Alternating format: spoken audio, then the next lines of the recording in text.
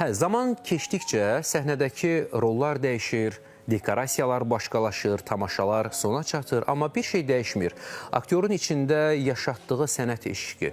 O eşq ki, səssiz səhnəyə nəfəs verir, o, necə deyərlər, boş zalı duyğularla doldurur, tamaşaçının yaddaşına, onun xatirələrinə toxunur və elə bugün də bizim qonağımız o səssiz sehri ilə illərdir ki, səhnəyə bir rəng gətirən, xatirələri təzələyən, onu gözəlləşdirən bir sənətkardır. Dövlət Rus Dram Teatrının aktyoru, əməkdar artist, eyni zamanda həyatının müxtəlif hissəsində bir aparıcılıq fəaliyyəti ilə bizi ofsunlayan, səhnədə yaşayıb yaradan və ömrünün 55 illik mərtəbəsinə ucalan Firdovsi Atakişiyev bizim sarı divanımıza əyləşib. Firdovsi müəllim, xoş gəldiniz. Sabahınız xeyir. Xoş gördük. Hər şeydən əvvəl mən xalqımızın bu müqəddəs bayramını təbrik eləmək istəyirəm və bilmirəm, siz fikir verdiniz yoxsa yox, son dəfə İctimai Televiziyanın efirində məhz Qurban Bayramında olmuşam. Eyni vaxtda, eyni bayram ərəfəsində və eyni gündə yəqin ki, çünki keçən dəfə də siz Dəniz xanımla burada olanda biz Qurban Bayramı haqqında danışırdıq. Nə gözəl, sizin gəlişiniz özü ayrıca bir bayramdır, o başqa. Amma bugün həm bir bayram səhərində görüşürük, həm də sizin ömrünüzün bir bayramı ərəfəsindəyik. Bilirik ki, sabah yeni bir səhifə açılır sizin ömür kitabınızda, 55-ci səhifə. Bəli. Təbrik edirik indidən. Həm bayramınızı, həm ömür bayramınızı. Nə ifadə edir Firdovsi müəllim 55 sizin üçün? Mənim üçün, mən sizə deyim də nə ifadə edir. 55 yaş insan ömrünün bu numerologiya ilə desək, yeni mərhələsidir. O, hər 9 ildən bir ki, insan həyatında etaplar, mərhələlər dəyişir və 55 yaş artıq keçiddir yeni bir mərhələyə. Mənim üçün yeni bir mərhələdir və mənim üçün çox şeylər açılacaq və çox şeyləri mən kəşf eləyəcəm artıq bundan sonra. Bu, 55 yaşından 63 yaşa qədər müəyyən bir həyatımın, insan həyatımın dövründə keçəcəyim yeni hadisələr olmalıdır. Onda yeni mərhələniz mübarək və yeni hekayələriniz, hadisələriniz xeyirli olsun. Çox sağ olun. Bu 55 il eyni zamanda, 55 yaş eyni zamanda, haradasa səhv etmirəmsə bir 35 illik səhnə həyatı 33. Demək. 33? Bəli, 22 yaşımda gəldim teatra, institutu bitirdikdən sonra. Yaşı bu illər ərzində Firdovsi Atakişiyev səhnədə həyatda yaşaya bilmədikləri nələri yaşayıb və yaxud da əksinə? Çox şey yaşamışam. Mənim xarici görünüşümdən irəli gələrək mənə həmişə xasiyyətimdən tamamilə fərqli obrazlar veriblər oynamağa. Cavan vaxtımda çox romantik obrazlar oynayırdım. Sonra nədənsə məndə hansısa bir, bilmirəm indi o nə idi, xarici görünüşümdə nəsə belə xarizma yarandı ya nəsə, mənə verdilər artıq mənfi obrazlar, güclü insanların obrazları, qəddar insanların obrazları. Mənim də xoşuma gəldi. Çünki səhnədə belə bir şey var da, bu Stanislavski hətta sistemində belə bir şey var. Mən üzr istəyirəm, Rusça deyəcəm bunu. Rol na saprotivlение. Belə bir termin var. O da nədir? Sən özünün olduğun xasiyyətdən əks xasiyyəti oynamalısan. Və o mənim üçün daha çox rahatdır və ona görə də elə seriallarda da həmişə gördüyünüz kimi belə çox belə ağır-ağır kişiləri oynayıram. Amma mənim üçün rahatdır. Çünki onu oynayandan sonra evdə özüm oluram, həyatda özüm oluram, dostlarla özüm oluram.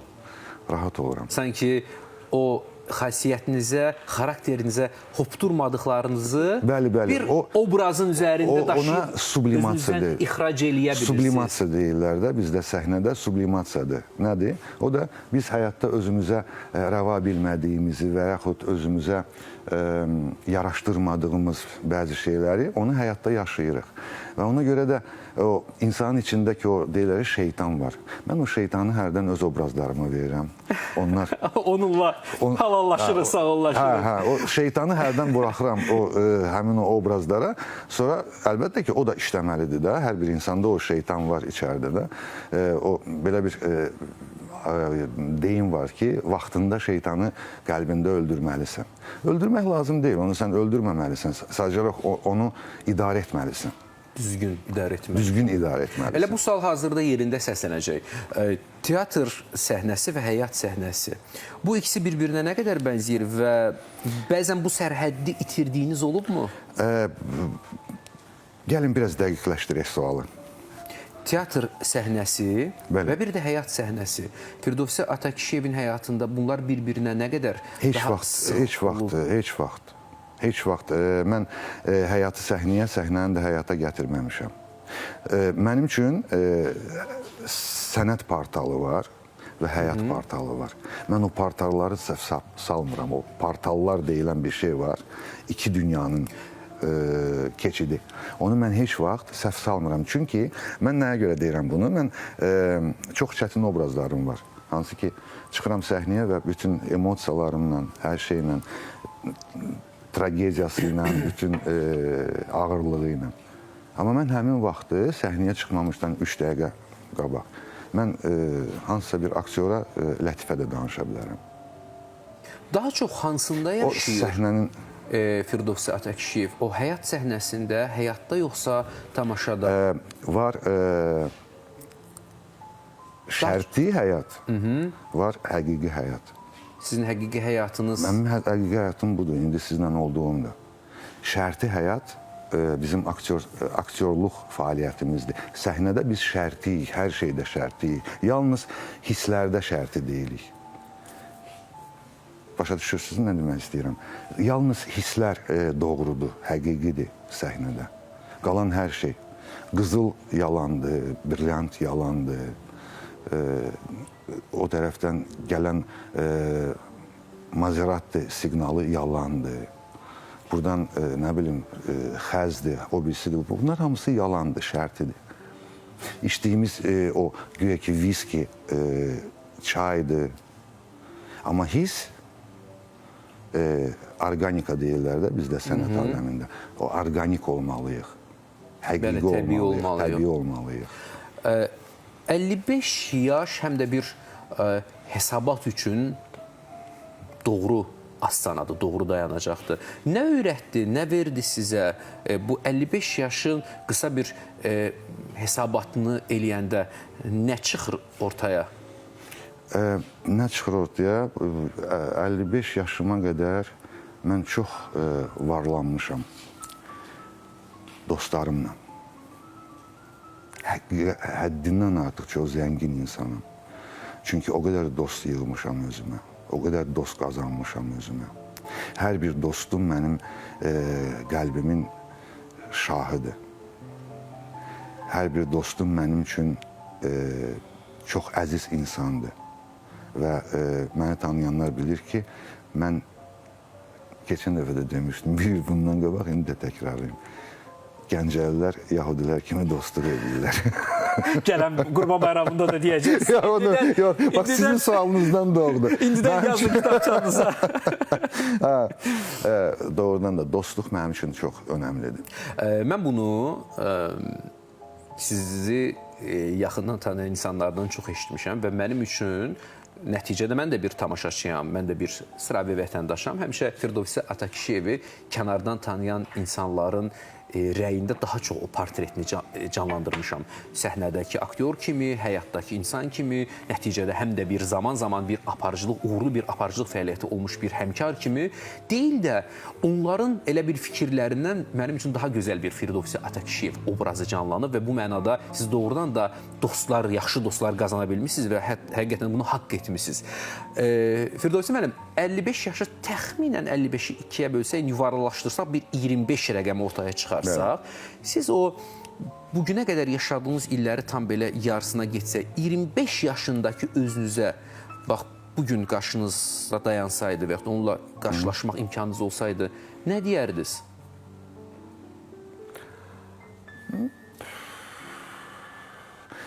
Gərək əvvəlcədən deyərdiniz spesik belə çox ürək sözləriniz və yaxud ki, demək yox, zarafat elədim istədikləriniz. bunu. Biraz zarafat yana demək istədim. Sadəcə olaraq... Siz elə aktyorsuz ki, sizin ciddinizi, zarafatınızla ayırmaq oldu.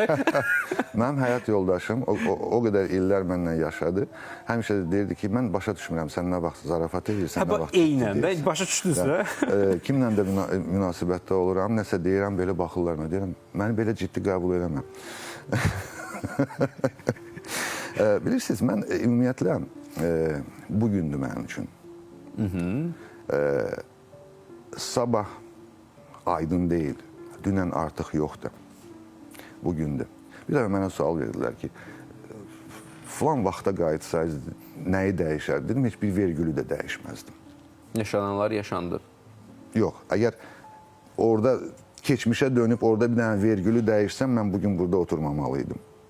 Çünki bir şeyi dəyişəndə bir detalı, bir... Puzzle bütün dağılır. Hər şey dağılır.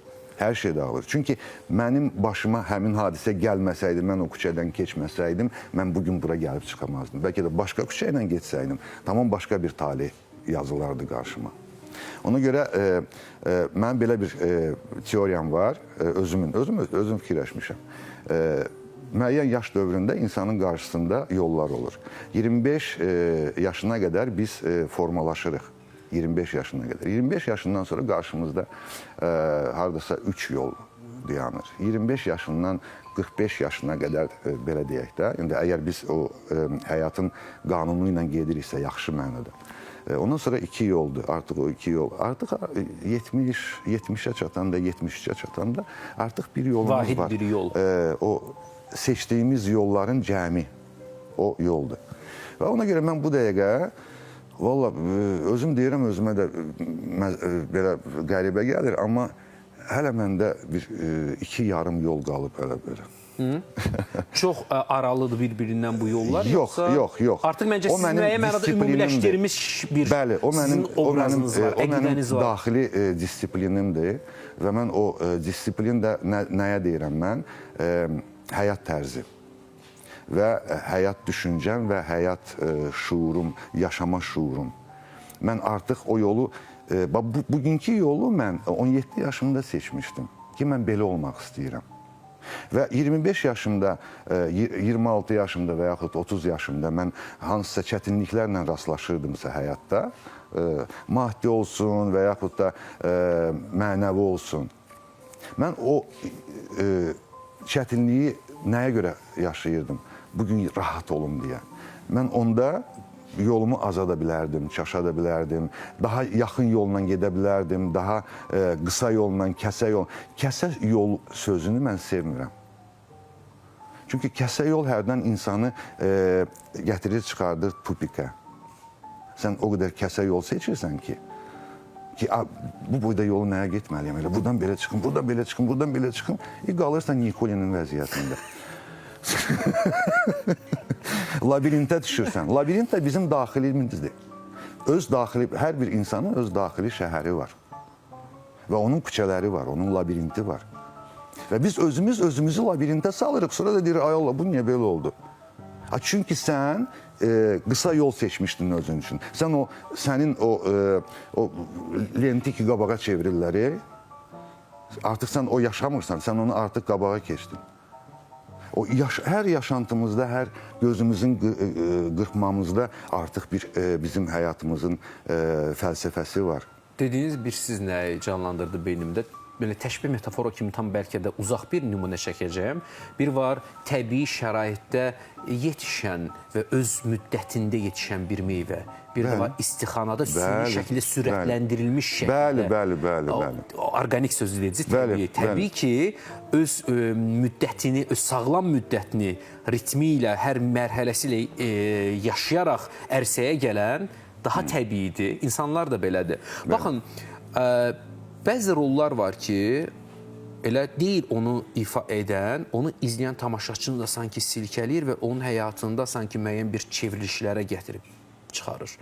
Yaxşı, bəs sizin həyatınızda necə elə bir rol olubmu ki, o sizin üçün də bir dönüş nöqtəsi olub? Bəli, bəli. Arablinski. Düşünmədən. Əlbəttə, 43 yaşımda oynadım birinci dəfə Azərbaycan Milli Akademik Teatrında. Sonra da tamaşanı yenidən Rus Dram Teatrında oynadım. Artıq bəlli idi ki, mən oynayacağım da. Və ümumiyyətlə, Arablinski mənim, görün, 55 yaşım var, 43 yaş. Onda da məndə yeni etap başlayırdı həyatımda. Sikl deyirlər də. Bəli, bəli, bəli. İndi mən bunu bu yaxınlarda öyrənmişəm. Amma həyatın qanununa baxın ki, həmin onda mən Arablinskini oynamalıydım ki, həyata baxışımı dəyişim. Həyata, sənətə, öz fəaliyyətimə, ümumiyyətlə aktyor sənətinə, aktyor həyatına. Sənətkarın taleyi tamaşasını nəzərdə tuturdunuz, Arablinski. Bəli, bəli, bəli, bəli. Və həmin o rol, Arablinski obrazı, mənim bütün həyata baxışımı dəyişdi. Məni təmkinli elədim, mən başa düşdüm, bəzi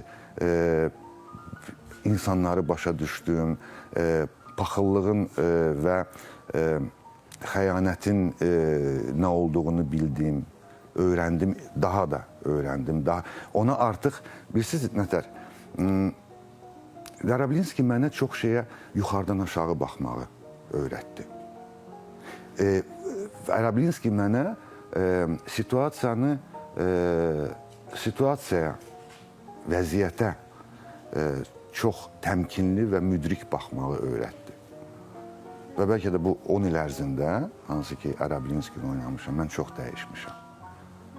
Mənim baxışlarım, hətta baxış, məcazi formada baxış yox, fiziki baxışım dəyişib həyata. Nə maraqlıdır. Gözümdə başqa mənalar yaranır. İndi danışanda da biz o qat-qat mənaları gözümüzdən oxuyuruq. Hardasa mənim içimdə o Arablinski yaşayır və mən onu həmişə yaşadıram qəlbimdə. Demişəm ki, 60 yaşıma qədər oynayacağam Arablinskini. Ondan sonra Allah kərimdir. Baxın, bu dediklərinizi tamaşaçı da çox gözəl hiss edib. Hətta dünən sizin bu gəlişinizlə bağlı müzakirə eləyirdik. Hazırda şüşə arxasındadır, şəffaf şüşə arxasındadır. Adınız çəkilən kimi bizim Tural söylədi ki, Firdovsi Atakişiyev deyən ki, mənim üçün Elçin Əfəndiyevin piyesi əsasında Hüseyin Arablinskinin həyatından bəhs edən o tamaşa canlanır, sənətkarın taleyi. O da doğrudan da bir sənətkarın taleyinə çevrildi həm də. Və bu tamaşaçıya da çox gözəl ötürülə bilib, bu yaşadıqlarınız demək ki. Və mən çox sevinirəm ki, bu tamaşanı, bu əsəri həm Azərbaycan publikası, Azərbaycan dilli publika gördü və Rus dilli publika. Maxaçqalada biz çox böyük uğurla oynadıq bu tamaşanı. Xarici qonaqlar olur, bizim teatra gəlirlər. Rusiyadan olan turistlərdir, onlar gəlirlər bizim teatra. Və bu tamaşanı görəndə çox qəribə bir vəziyyətə düşürlər doğrudan. O qəribəlik həm də sizin o dərin hisslərinizdən demək ki, ərsəyə gəlir. Demək, bir-iki kadr gəldi, getdi. Gəlin, indi rahatlıqla verin, əziz rejissorumuz, əziz əməkdaşlarımız. Ayın 4-ü Firdovsi Atakişiyevin 55 illik yubiley münasibəti ilə gözəl bir yaradıcılıq gecəsi keçirildi. Və bizim əməkdaşımız da yollandı. Orada müəyyən bir görüntüləri ərsəyə aldı. Mənə sürpriz eləmişsiniz. Mən sözün düzü bilmədim ki, siz oradasınız. Biz gəlmişdik. Biz izləyirik sizin yaradıcılığınızı həmişə və həmin görüntülər hazırda gedir. Şərhi sizə buraxsam, Firdovsi müəllim, buyurun siz şərh eləyin. Deməli, bu İtmiş Ruhların Korporasiyası tamaşası Kirdoda, İqor Kirdoda yazıb, Raulə Türkanın quruluşunda. Bu əsərin, ümumiyyətlə bu tamaşanın taleyi mənim üçün çox qəribədir. Siz indi birazdan məndən qorxacaqsınız. Nəyə görə? Çünki zəngdən bir həftə qabaq mən dolaşırdım evdə və fikirləşirdim. Nədir, nə deyir? Həyatda bundan sonra nə etməliyəm, necə yaşamalıyam? Fikirləşdim ki, elə bir rol istəyirəm ki, özüm üçün kainatla danışırdım. Məndə tez-tez olur. Dedim ki, elə bir rol istəyirəm ki, orada qəhrəman öz sevgilisinin naminə, öz həyatından keçsin və sevgilisinin həyatda yaşamasına kömək eləsin, amma özü həyatı tərk eləsin. Necə ki, mən yoldaşım xəstə olanda mən ümumiyyətlə gecələri çox pis yatırdım və səhər saat 5-də bizdə şimal tərəf eyvanda oradan azan səsi gəlir. Həmişə Allaha dua eləyirdim və yalvarırdım ki, mənim həyatımı al, qoy həyat yoldaşım yaşasın. Çünki o övladımızın toyunu görməlidir, o qadındır, o həyatı çox sevir. Mən getməyə hazıram, tək ki, o yaşasın və sağlam yaşasın. Alınmadı, çünki Allahın özünün bununla bağlı öz planları var idi. Və bunu fikirləşdim ki, belə bir rol olsaydı, kimsə səhnədə onu oynayardım. Və düz bir həftə sonra mənə Raul Türkan zəng eləyir ki, Firdevsi mənim, bir dənə söhbət eləmək istəyirəm sizlə. Dedim, nə söhbətdir? Dedi, belə bir tamaşa var. Özü də çox qorxa-qorxa mənə zəng elədi. Nəyə görə? Çünki yoldaşımın ölümündən haradasa bir nə qədər keçmişdi? Bir 6 ay keçmişdi. Yəni, qorxurdular məndən o söhbətləri eləməyə ki, gəl, oyna və s. və ilaxırı. Elə bir dənə ucundan qulağından dedi mənə, mən tez dedim ki, bir dəqiqə gözlə, mən birazdan gələcəm teatra. Gəlib söhbət eləyərik. Gəldim, deyirəm ki, nə məsələdir, nədir, tema nədir? Dedi ki, belədir, belədir, belə baxıram ki, bir həftə bundan qabaq sadəcə olaraq evdə otaqların biri-birindən içindən o birisi otağa keçəndə o beynimdəki fikir deməli bizi eşidirlər orada. Kainat enerjinizi qəbul edib, güclü enerjinizi. Bilmirəm, onu mən elə sən deyən belə gücənib deməmişdim. Yox, onun üçün hayqırmaq lazım deyil ki. Onun üçün qışqırmaq lazım deyil. Gücənib deməmişdim. Sadəcə olaraq belə bir fikir gəldi və belə baxdım, dedim ki, bu mənim materialımdır. Və 2 dəfə oynadıq o tamaşanı və bu dəfə ad günümlə bağlı, yaradıcılığımla bağlı, yaradıcılıq gecəmlə bağlı müdürümüzə dedim ki, direktorumuza Ədalət Qacıyeva, dedim ki, mən istəyirəm korporasiyanı oynayım. Bəs niyə sənətkarın taliyini oynamırsan, Çexovski Rujyonu oynamaq istəmirsən? Deyirəm, yox, mən istəyirəm onu oynayım, çünki onu mən İraniya həsr eləmişəm özüm üçün. İstəyirəm onu oynayım və sonra da yaradıcılıq gecəsi olsun. Lap yaxşı. Və beləcə gəldik bugünə və onu mən beynimdə fikirləşdim, yaradıcılıq gecəsini necə eləyəcəyik və s. və ilaxırı və o tamaşanı oynadım və ona görə bu tamaşa mənim üçün çox əzizdir. Və ona görə də mən öz yubiley gecəmdə, yaradıcılıq gecəmdə məhz onu oynadım ki, səhnənin cazibəsi və möcüzəsi ondadır ki, biz həyatda eləyə bilmədiyimizi səhnədə eləməyə bacarırıq. Ona görə kinoda Rembolar yaranıb, Terminatorlar yaranıb, hansı ki, dünyanı dağıdırlar. Amma həyatda biz çox şeyin qarşısında acizik, sözün əsl mənasında. Amma səhnədə biz güclüyük. Ona görə. İkinci də bizim yaradıcılıq gecəmdən danışım. Mən qısa, biraz tez-tez danışım ki, hamıya minnətdarlığını bildirmək. Böyük bir açıqlama gəldi mənim üçün əslində bu tamaşa ilə bağlı. Böyük bir sanki həqiqət ortaya çıxdı. Ona görə heç sözünüzü bölmədən, tələsmədən, rahatlıqla və böyük bir heyranlıqla izləyirdim, dinləyirdim sizi. Mən rahat olsun. Bəli. Deməli, bundan sonra, tamaşa bitəndən sonra, bu tamaşanın məzmunu nədir? Mikail, Mələk Mikail, yuxarıda korporasiyada oturub, o Ruhlar Korporasiyasında baxırlar ki, kimsə özünü öldürür, kimsə özünü öldürmək istəyir, kimsə maşının altına düşür. Onlar da spisik yazırlar da, belə siyahı yazırlar ki, bizim spisika düşdü, gedək götürək. Və nəticədə, deməli, bu adi bir iş günlərimizin birində baxırıq ki, hansısa bir qadın nəsə belə öz-özünə deyinir. Birdən o başlayır pişiyi yemək verməyə, belə. Mən də baxıram ki, bu nəsə belə qeyri-adi bir məxluqdur da, adi insanlara bənzəmir. Düşürəm aşağı, tanış oluram oyla, vuruluram, sevirəm və belə qərara gəlirəm ki, mən onun üçün yerə inəcəm və adi insan olacam. Ölümlü insan da, smertnik deyirlər, smertnik человек, обыватель rus dilində. Olmaq istəyirəm. Sonra birdən bəlli olur ki, bu qızın yaşamağına 2 gün qalıb. 2 gündən sonra bu çox pis bir fəlakət yaşayacaq, faciəvi şəkildə öləcək. Və mən nə edirəm? Cana döndüyüm Mikail, götürür o korporasiyanın o spisiyasını, siyasını, götürür onun adının yerinə öz adını qoyur. Necə qoyur? Özü artıq insan olur və onun ölümünü öz üzərinə götürür. Qadın qəşəcə yaşayır ondan sonra da indi ərə gedəcək, getməyəcək onu mən bilmirəm, amma nəticədə mən onun həyatını xilas edirəm. Və belə bir mövzu. Firdevsi müəllim, bir daha bu hekayə ilə insanlar nə hiss etdiyinizi, nə etmək istədiyinizi çox gözəl anladılar. Və bir daha bu həqiqət ortaya çıxır, belə bir tezis ortaya çıxır. O deyirlər, stat sujetlərdə.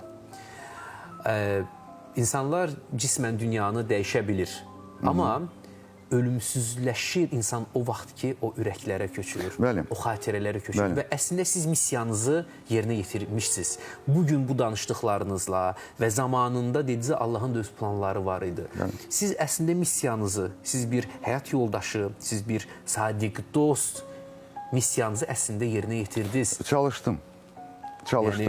Bir şeydən başqa hər şey elədim.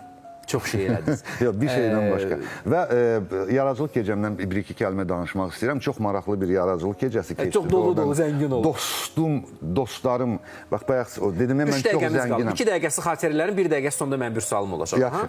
Deməli,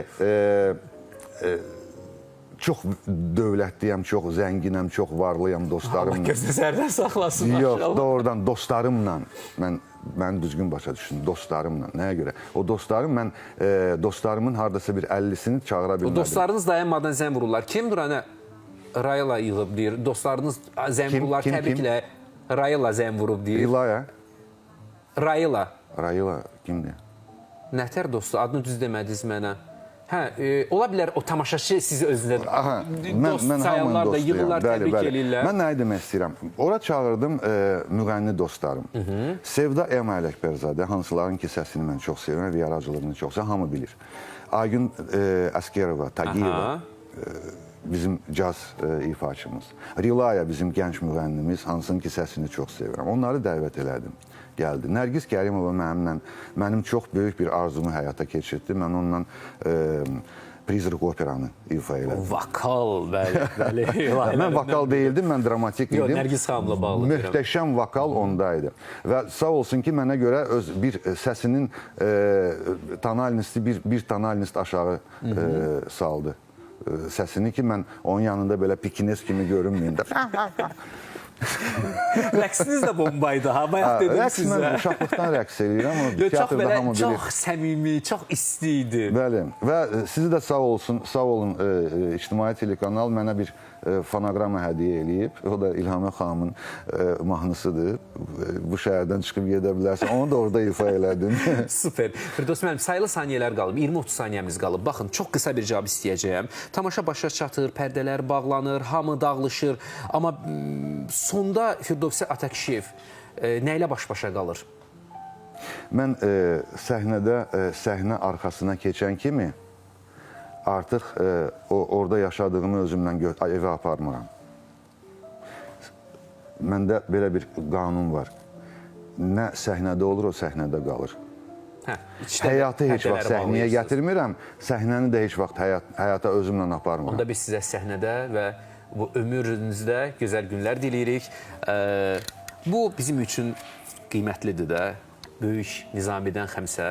Siz də bilirik ki, çox ziyalı bir insansınız. Və həm də Gəncəliyəm. Çox doğru vurğu. Arif insana bir şəhər edəməsi təbrik eləyirik. Ay, çox sağ olun. 55-iniz mübarək. Çox sağ olun. Ay, nə gözəl. Əlaçıların rəqəmidir də. Bu həmişə parlasın və həyatınız uğurlarla dolu olsun. Eynəyimi də reklam elədiyiniz üçün sizə təşəkkürümü bildirirəm. Təşəkkürlər. Çox yaraşırdı. Əziz dostlar, sağollaşırıq sizinlə. Sənətkarlarla görüşün özü ayrı bir bayram idi, amma bugün həm də bayram səhərində görüşünüzə gəldik. Bayramınız mübarək, ömrünüz bayrama bürünsün. Sağ olun, sevgi ilə qalın. Bayramınız mübarək.